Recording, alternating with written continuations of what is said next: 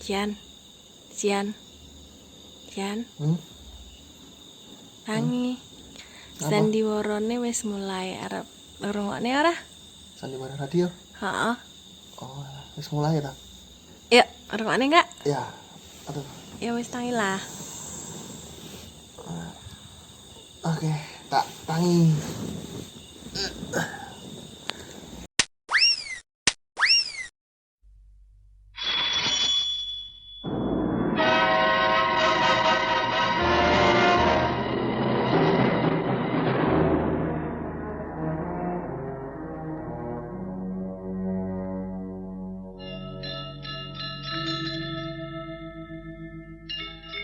Beri nama pedang ini Naga Puspa. Selamatkan dia. Jangan sampai jatuh ke tangan pendekar berwatak jahat.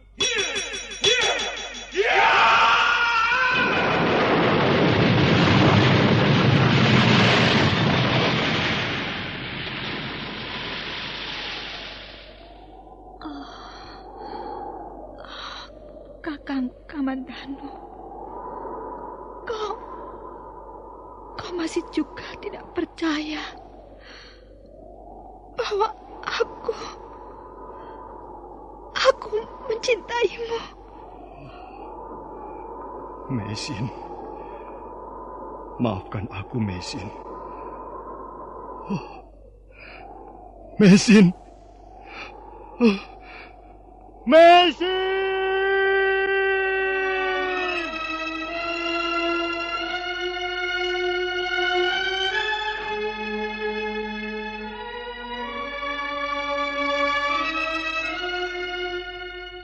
Tutur Tinular.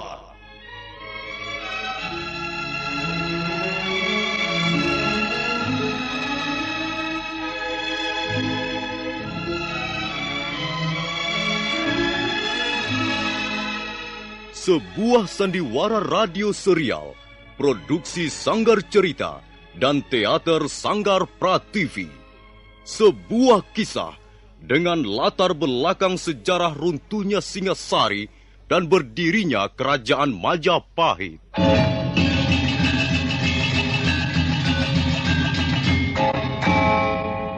Sandiwara ini didukung oleh pemain-pemain radio yang sudah ternama. Ferry Fadli, Ivone Rose, dan Eli Ermawati.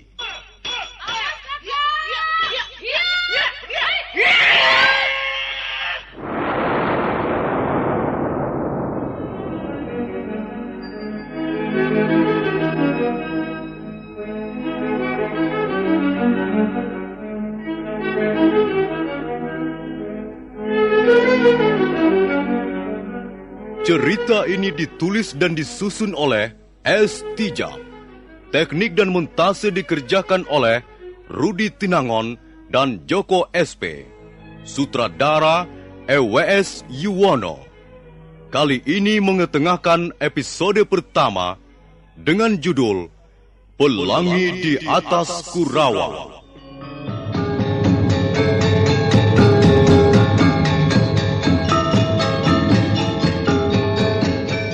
Dalam seri pertama ini dibantu oleh pemain-pemain Mamo sebagai Kertanegara, Harry sebagai Diah Wijaya, Narto B sebagai Arda Raja, Iwan sebagai Prana Raja, Wawan sebagai Gangga Dara, Benny sebagai Jarawaha, Petrus sebagai Jaran Bangkal, Suryate sebagai Jaran Lejong, Yayu sebagai pelayan, dan Nusri pembawa cerita. Selamat menikmati.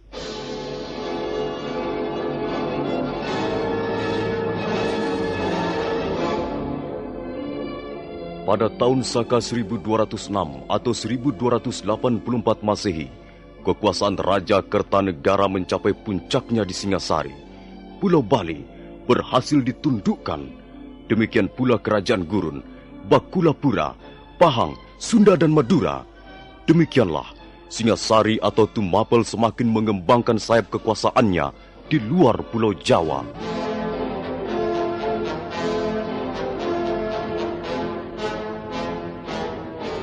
Kertanegara masih belum merasa puas. Dia mulai melihat kemungkinan untuk menundukkan Swarnabumi. Maka pada bulan Agustus 1286, pasukan Singasari berangkat ke negeri seberang untuk mengebuk perang. Dan ternyata Swarnabumi berhasil ditaklukkan. Raja Tribuana Raja Maulia Warmadewa menyerah.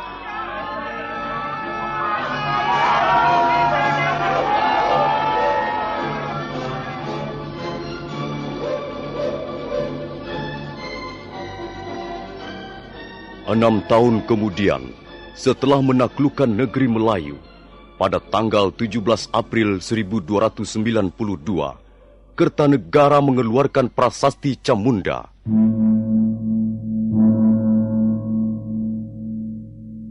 Salam bahagia ya Sang Prabu.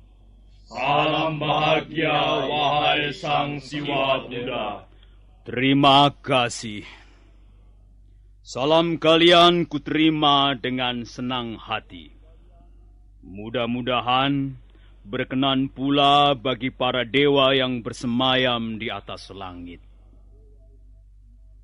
Kalian semua kuundang untuk berkumpul di Pendapa Agung ini agar menjadi saksi hidup dengan adanya prasasti yang baru saja dirampungkan oleh Sudarma Papati. Kita semua mengerti, ada banyak yang bisa kita capai dengan gemilang tahun-tahun terakhir ini. Singasari bukan lagi sebuah tempurung yang mengapung di Muara Sugalu, melainkan telah berganti wajah menjadi sebuah armada kapal perang yang ditakuti negeri-negeri lain yang jauh. Arca Amoga Pasa yang kutanam di permukaan Swarnabumi adalah bukti yang tak bisa disangkal, sekalipun oleh orang yang kurang berpengetahuan. Memang benar, Gusti. Apa yang telah diraih Singasari merupakan kebanggaan yang tak bisa dipungkiri. Nah, itu semua berkat jerih payahmu juga, Paman Lembusora. Juga jerih payah kalian, Ranggalawe, Nambi, Kebu Anabrang, menantuku Tiah Wijaya dan Ardaraja. Kau pun ikut berjasa, Paman Banyak Kapuk, Gajah Pagon, dan Rapodang. Semua ini adalah pekerjaan kita semua. Bukankah demikian? Benar, Sang Prabu. Nah, sekarang dengar. Pekerjaan yang baik sudah sepantasnya mendapat hadiah atau penghargaan. Sebaliknya, pekerjaan yang buruk yang sering dilakukan para pemalas dan sok pintar sudah seharusnya diberikan hukuman untuk peringatan bagi yang lain. Banyak Wide contohnya.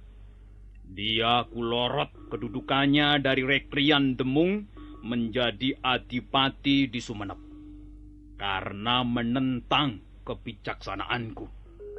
Juga Ramapati kupecat karena tidak setuju ketika aku merencanakan menyerbu ke Swarnabumi. Itulah hukuman yang setimpal bagi para penentang, pembangkang, dan pengkhianat negeri Singasari. Menantuku, Yah Wijaya. Daulat Ayahanda Prabu. Dan kau juga, Ardaraja. Daulat Ayahanda Prabu. Dalam prasasti Camunda yang baru saja dirampungkan, tercantum keputusan Kertanegara sebagai raja yang syah di Singasari. Di atas lempengan batu ini, aku mengucapkan terima kasih yang besar atas jasa-jasa mereka yang telah membantu seluruh usahaku. Dan kepada mereka aku akan memberikan penghargaan yang layak. baik jasa yang besar maupun yang kecil. Semua akan mendapat imbalan dari pemerintah Singasari. Dan kalian berdua, Tiah Wijaya dan Arda Raja, kutugaskan untuk mengatur dan mengawasi pelaksanaan pemberian penghargaan itu. Ingat, jangan sampai ada yang tercecer. Semua yang telah berjasa harus ikut menikmati hasilnya. Daulat Ayahanda Prabu, Ananda akan melaksanakan perintah sebaik-baiknya. Demikian pula Ananda akan menjunjung tinggi perintah Ayahanda Prabu. Nah, kalau begitu, pertemuan di Penaba Agung ini aku tutup sampai di sini. Dan tak lupa, kita panjatkan puji syukur pada para dewa yang telah memberi berkah pada kita semua. Salam bahagia ya Sang Prabu. Salam bahagia wahai Sang Siwa Muda.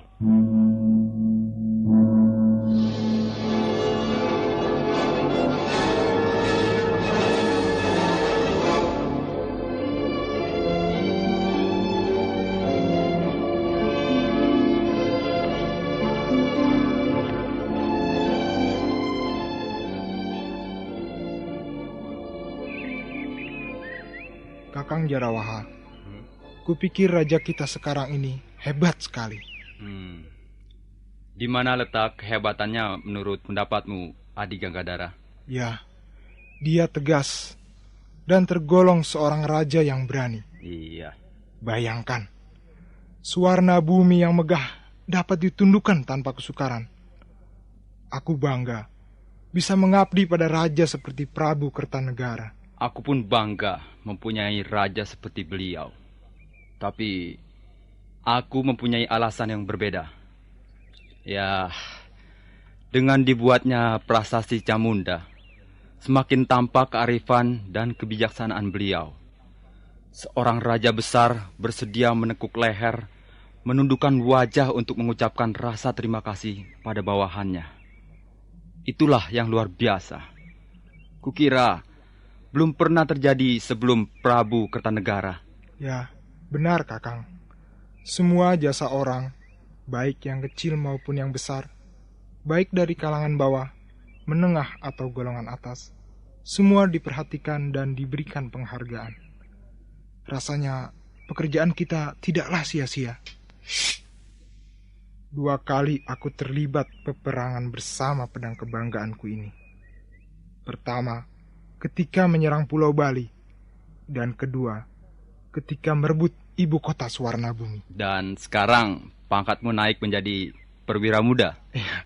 Ya, dan Kakang Jarawaha menjadi perwira tinggi. Dan atasan kita, Tuan Pranaraja, naik pangkat menjadi... Kakang Jarawaha, bukankah itu Tuan Pranaraja? Iya. Pasti ada sesuatu yang penting. Tidak biasanya sepagi ini Tuan Pranaraja datang ke barak prajurit. Sarungkan pedangmu Ganggadara. Negara Singasari aman. Dan kita belum merencanakan perang lagi dengan negara lain. Oh iya, maaf Tuan.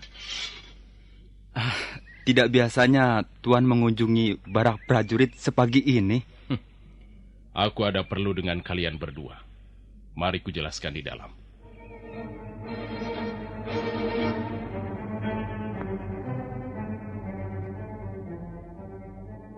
Gurawan? Iya, memang hamba pernah mendengar nama desa itu sebagai tempat tinggal Empu Hanggareksa. Kalau tidak salah, letaknya berdekatan dengan desa Jasun Wungkal. Kalau kau sudah tahu letaknya, itu lebih bagus. Oh, jadi Empu Hanggareksa juga diundang ke istana? Tentu saja. Karena dia tergolong orang yang berjasa terhadap pemerintah Singasari. Hampir seluruh senjata milik perwira Singasari adalah buatan Empu itu. Benar, Tuan. Senjata yang ampuh memang ikut mempengaruhi semangat dan keyakinan seorang prajurit. Kalau begitu, kalian siapkan kuda dan perbekalan yang cukup untuk di perjalanan nanti. Apakah hari ini juga kita akan berangkat, Tuan? Ganggadara, tak baik menunda-nunda tugas yang diberikan oleh seorang raja.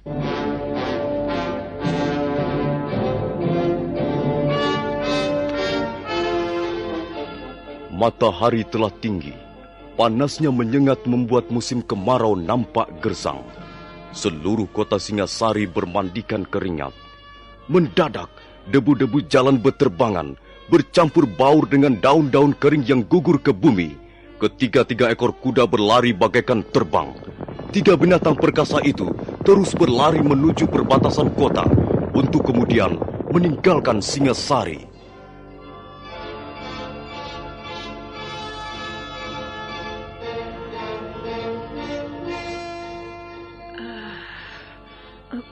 Maaf, sepertinya tuan bertiga ini datang dari jauh. Apakah kau sama sekali tidak mengenal lencana keprajuritan? Kami adalah prajurit-prajurit Singasari. Yang sedang kau ajak bicara ini adalah Panglima Muda tuanku Pranaraja. Kami mengemban tugas dari Sang Prabu Kertanegara. Ampun Gusti, hamba benar-benar tidak tahu. Hamba memang orang bodoh dan pantas dihukum. Sudahlah. Tak ada perlunya memberimu hukuman. Kami hanya mau menginap di rumah ini barang semalam. Masih adakah ruangan kosong? Masih Gusti, tapi tempatnya di belakang. Apa? Kau suruh kami tidur di ruangan belakang? Berani sekali kau merendahkan martabat kami. Ampun Gusti, bukan maksud hamba merendahkan martabat Gusti bertiga. Tapi rumah penginapan hamba ini tidak besar. Ya, hanya ada 7 ruangan dan di bagian depan sudah ditempati orang. Itu, di bawah pohon sawo itu ada 2 ruangan yang cukup nyaman. Kami tidur di situ saja. Ampun Gusti, ruangan itu sudah ada yang menempati. Suruh saja mereka pindah ke belakang. Katakan bahwa kami membutuhkan ruangan itu untuk istirahat. Ampun Gusti, hamba tidak berani mengatakannya. Apakah orang-orang itu menurut kau keturunan dewa hingga kau pantas merasa takut? Kau pengecut. Biar aku yang akan bicara dengan orang itu. Mana dia? Apakah ada di sini? Ada Gusti. Mereka ada di sini. Itu dia. Itu Gusti yang duduk berdua di sudut ruangan itu.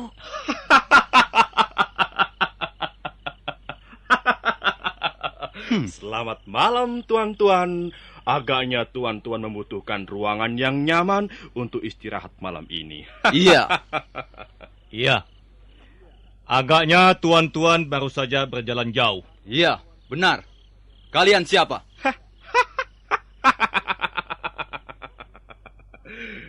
Kami ini orang lontang-lantung.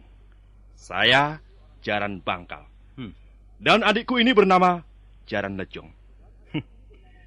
Kalau memang diperlukan, tuan-tuan bisa minta penjelasan lebih jauh pada pelayan itu tentang diri kami. Kami datang kemari hanya untuk menginap. Tidak mempunyai tujuan yang lain lagi. Bagaimana Adi Jaran Lejong? Terserah Kakang saja. Baiklah. Kami tahu bahwa tuan-tuan adalah prajurit Singasari yang sudah sepantasnya dihormati. Karena itu, kami akan mengalah saja. Ambillah ruangan tidur kami yang di depan itu untuk istirahat. Terima kasih Tuan Jarang Bangkal. Ayo, Adi Jaran Lejong. Kita pindahkan barang-barang kita ke ruangan belakang. Baik, Kakang.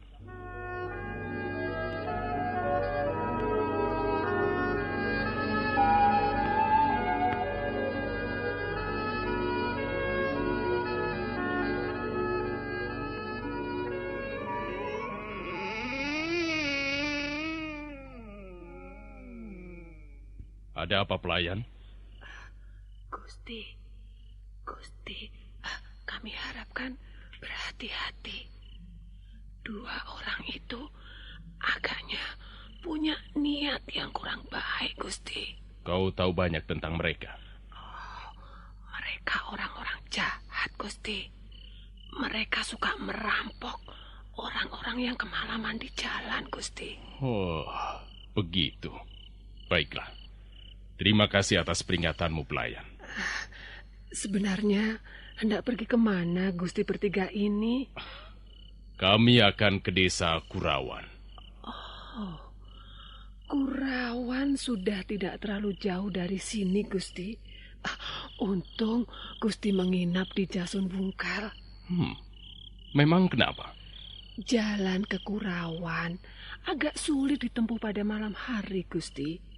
Harus berhati-hati karena banyak jurang dan tebing yang berbahaya. Baiklah. Pergilah, pelayan. Biarkan kami istirahat malam ini. Baik, Gusti. Maaf, hamba telah mengganggu. Selamat malam, Gusti Pranaraja. Iya.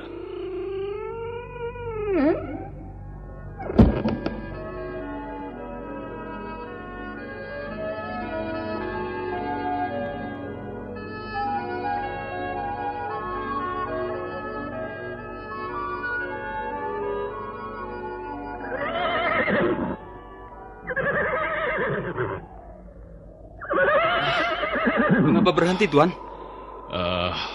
Menurut keterangan pelayan rumah penginapan itu, setelah kita melewati 3 gugusan bukit di depan, barulah kita memasuki perbatasan desa Kurawan. Kalau begitu, kita jalan terus, Tuan. Mengapa berhenti di sini? Sebentar. Jalan yang harus kita tempuh semakin sempit dan berbahaya.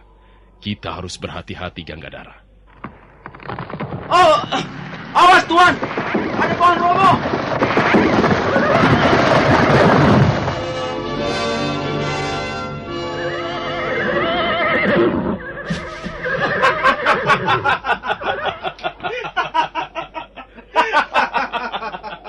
Hei, bukankah kau Jaran Bangkal dan Jaran Lejong? Apa maksud kalian merobohkan pohon ini di tengah jalan? Maksud kami adalah untuk menghalang-halangi perjalanan kalian bertiga. Kurang ajar. Tenang, Ganggadara. Tenang saja. Aku tahu siapa mereka. Bukankah kalian bermaksud merampok kami? Tidak. Kami hanya ingin minta ganti rugi. Ganti rugi apa? Kami tidak pernah merugikan kalian. Semalam kalian tidur nyenyak di ruang penginapan itu. Sedang kami hampir tak bisa tidur. Iya, kami tidur di kerubutan nyamuk dan kepinding. Apakah itu bukan kerugian namanya? Baik. Sekarang apa yang ingin kalian lakukan? Kalau kalian mau memberi kami 50 ringgit, maka kami akan membiarkan kalian melewati jalan ini. Jarang Bangkal. Apakah kau tidak tahu sedang bicara dengan siapa? Kami adalah prajurit. Kami tidak akan mempan digertak dengan cara seperti itu. Hei, begundal-begundal Kertanegara. Kami bukan hanya menggertak. Kalau kalian tidak bersedia memberikan apa yang kami minta, maka kalian pasti akan menyesal. Jarawaha dan kau Ganggadara, aku muak melihat tampang 2 orang itu. Cepat bereskan mereka. Baik, Tuan. Ayo Jaran Bangkal dan Jaran Lejong. Kalau kalian menginginkan 50 ringgit, cabutlah pedang dan hadapilah Jarawaha dan Ganggadara.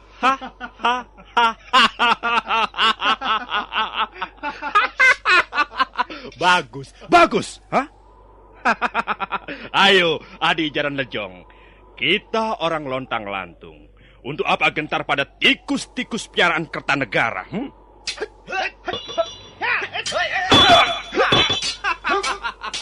Bagus. Agaknya kali ini kita mendapat lawan yang sepadan. Adi Jaran Lejong. Cepat bereskan mereka, Jarawaha. Apa yang kalian tunggu?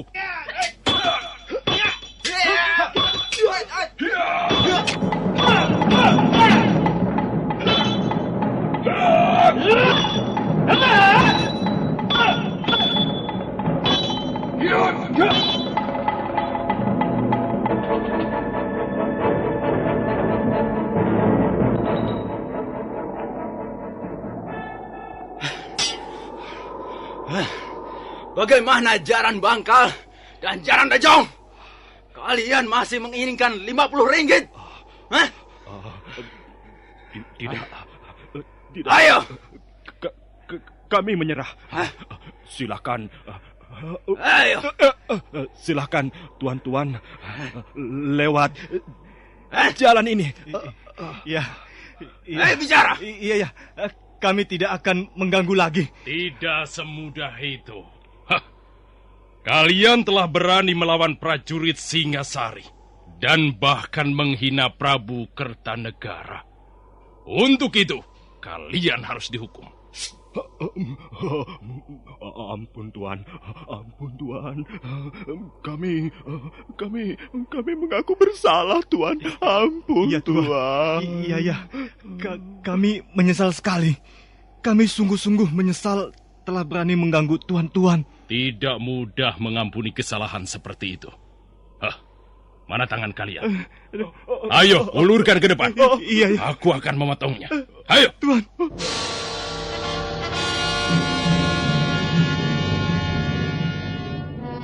Walaupun Jaran Bangkal dan Jaran Lejong merintih sambil membentur-benturkan kepalanya di tanah tanda menyesal, tapi Prana Raja tidak menyarungkan kembali pedangnya.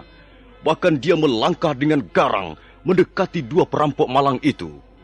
Nah, para pendengar sekalian, bagaimana kelanjutannya? Apakah Jaran Bangkal dan Jaran Lejong akhirnya harus kehilangan tangannya? Silakan menanti seri berikutnya.